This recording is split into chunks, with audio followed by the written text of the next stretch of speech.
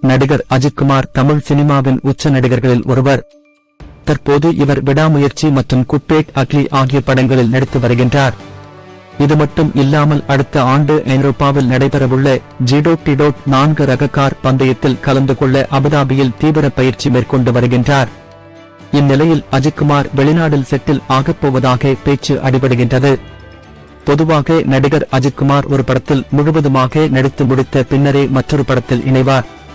ஆனால் லைகா தயாரிப்பில் உருவாகி வரும் விடாமுயற்சி படத்தில் நடித்துக் கொண்டு இருக்கும் போதே குட்பேட் அக்லி படத்தில் கமிட் ஆனார்.